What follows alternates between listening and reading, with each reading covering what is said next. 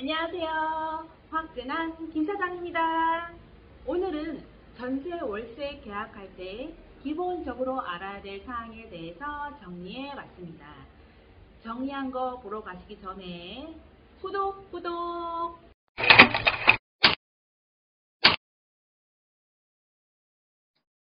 계약서 쓰기 전에 등기부 등본에 있는 주소와 계약서에 있는 주소가 일치하는지, 계약서에 있는 임대인 계약자와 등기부 등본에 있는 가구 소유주가 일치하는지 먼저 확인하시기 바랍니다.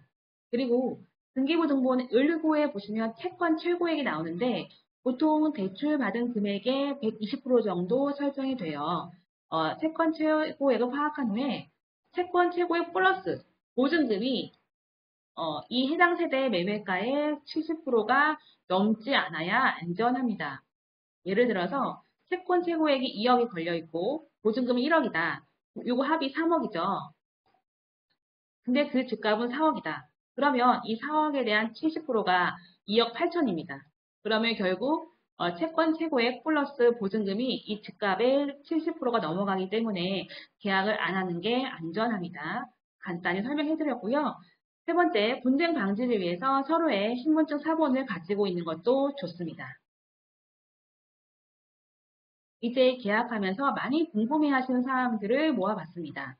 즉, 임차인 계약자 본인은 전입을 안 하고 전입신고를 안 하고 배우자와 자녀만 전입신고해도 되나요? 라고 물어보셨는데 임차인 계약자 본인과 함께 생활하는 가족만이 전입신고를 하고 계약자 본인은 전입신고를 안 되어도 주택임대차 보호법상 대항력을 인정받을 수 있습니다.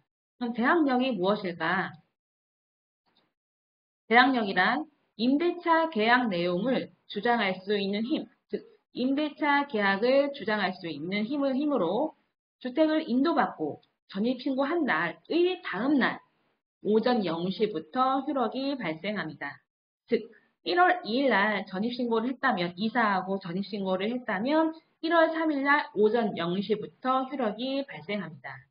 즉 임차인 계약자 본인은 전입을 하지 않아도 같이 생활하는 배우자와 자녀가 전입신고를 한다면 대항력을 인정받을 수 있습니다.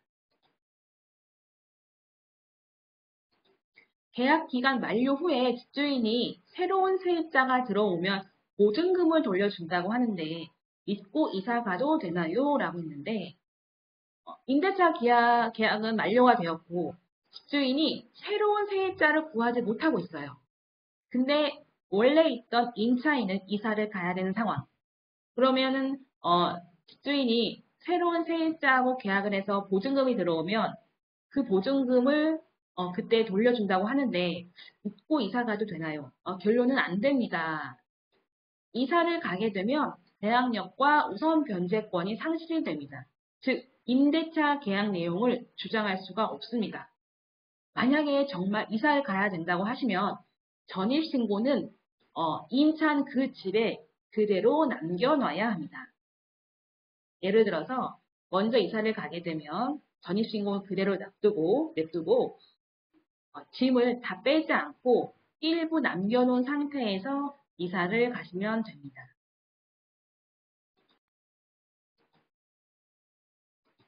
계약갱신 요구권은 언제부터 행사할 수 있나요? 임대차 계약이 끝나기 6개월 전부터 2개월 전까지 행사할 수 있습니다. 2020년 12월 10일 이전에 신규 또는 갱신한 계약은 6개월 전부터 1개월 전까지 행사할 수 있습니다. 즉 2020년 12월 10일 기준으로 해서 2개월 전인지 1개월 전인지 기준이 될 수 있을 것 같습니다. 그럼 기간 계산을 어떻게 해야 되냐? 2020년 12월 10일부터는 초일 불산입 원칙입니다. 즉 예를 들어서 계약 만료 날짜가 2021년도 8월 1일이라고 하면 1개월 기준은 6월 30일 24시, 즉 7월 1일 0시까지 집주인에게 계약갱신 요구권 의사가 도달해야 하고요. 2개월 기준은 5월 31일 24시, 즉 6월 1일 0시까지 집주인에게, 임대인에게 계약갱신 요구권 의사가 도달해야 합니다.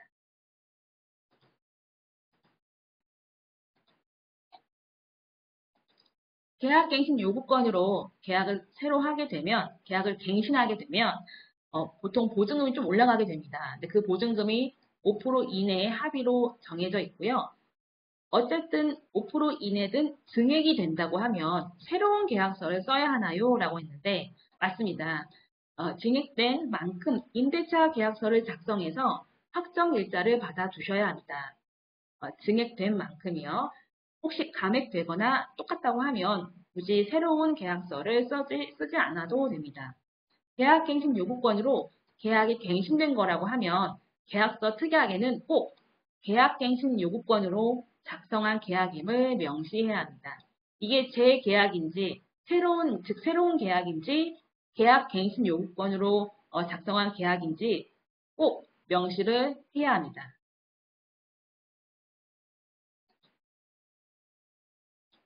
계약갱신 요구권은 별도의 양식이 없습니다. 계약서를 작성하지 않게 되는 상황이 된다고 하면 분쟁 방지를 위하여 임차인은 임대인에게 계약갱신 요구권을 행사한다는 문자, 이메일 등 문서로 남겨놓는 것이 좋습니다. 내용 증명도 얘기를 많이 하시는데 내용 증명은 사실 방법 중에 하나이긴 하나 받는 사람은 그닥 기분이 좋은 문서는 아닙니다. 그래서 내용 증명은 최후의 방법으로 추천을 해드립니다. 예를 들어 문자로 또 이메일로 임대차 주소 어디, 계약기간 언제까지, 본 임차인은 누구는 임대인께 계약갱신 청구권, 계약갱신 요구권을 행사를 위해 문자를 남깁니다. 라는 정도만 쓰시면 될 것 같습니다. 그러면 임대인한테 답이 회신이 오겠죠. 묵시적 갱신은 계약갱신 요구권 행사로 보지 않는데 묵시적 갱신이 무엇인가요? 계약 기간이 1개월 전까지 임차인, 임대인 모두 어떠한 의사 표현을 없고 계약 기간이 만료되었다고 하면 기존 계약과 같은 내용으로 자동 연장이 된 것으로 봅니다. 이거를 묵시적 갱신이라고 합니다. 묵시적 갱신은 임차인은 계약 기간 2년이 보장이 되는 거고요. 임차인은 2년 보장이 되어도 언제든지 해지가 가능합니다. 그럼 임차인이 임대인한테 해지를 통보하면 임대인은 3개월 이내에 보증금을 돌려주어야 합니다. 또한 임대인이 새로운 세입자를 얻기 위해 부담하는 중개수수료도 임대인 부담입니다. 즉, 묵시적 갱신은 임차인이 언제든지 해지가 가능하고 중개수수료 또한 임대인 부담이라는 거 잊지 말아주세요. 임대인이 중개수수료를 부담하지 않으려면 임대인은 묵시적 갱신이 되지 않도록 임대차 계약 만료 전에 임대차 계약서를 다시 작성하시면 됩니다. 또한 임차인은 묵시적 갱신을 10번 했든 계약 연장을 10번 했든 상관없이 임차인이 한 번도 계약갱신 요구권을 표시한 적이 없다면 한 번 행사할 수 있습니다. 그렇다면 계약갱신 요구권을 행사하지 않기로 약정한 계약은 어떻게 되는 걸까? 이거는 임차인에게 불리한 계약으로 효력이 없습니다. 이런 계약은 필요가 없습니다. 효력이 없어요. 임대인 본인이 아니라 자녀가 실거주한다고 계약갱신 요구권을 거절하는데 이 정당한 건가? 예, 정당합니다. 임대인 본인 또한 직계존속, 직계비속, 이건 잘못했습니다. 직계비속. 임대인 본인 또는 직계존속, 직계비속이 실제 거주한다고 하면 임대인은 계약갱신 요구권을 거절할 수 있습니다. 쉽게 풀어서 임대인의 할아버지, 할머니, 임대인의 부모님, 자녀 또는 손자, 손녀가 해당이 됩니다.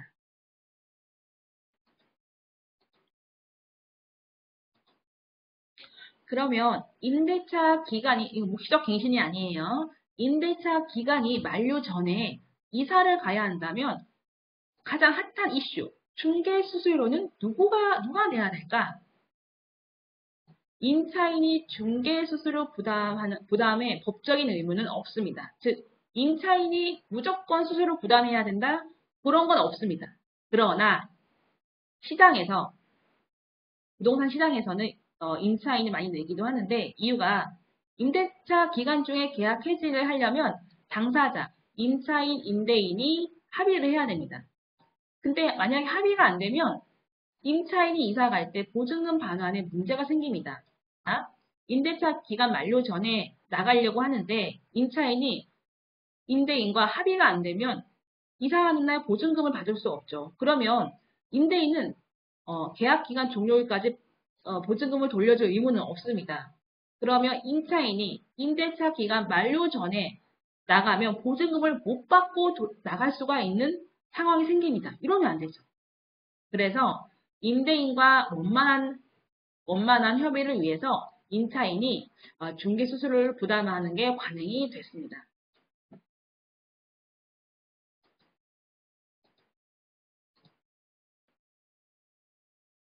그렇다면 임대차 기간 만료 전에 이사를 가야 된다면 중개수수료 과연 임차인이 내는 게 맞는 것일까? 이건 정해진 건 아니지만 현재 시장에서 일방 부담 또는 공동 부담하는 경우가 많습니다. 근데 가장 좋은 방법은 공동 부담인데 현재 보증금의 중개수수료는 임차인, 인상된 보증금은 임대인이 부담하는 게 분쟁이 좀 덜하기도 합니다. 예를 들어서 현재 보증금이 2억이고 새로운 세입자가 들어오면 보증금이 1억 올라가서 3억이 됩니다. 그러면 인상된 보증금은 1억이 되겠죠. 그래서 현재 보증금은 임차인이 중개수수료를 부담하고 인상된 1억에 관해서는 임대인이 중개수수료를 부담하는 게 합의하는 데 가장 좋지 않을까 싶습니다.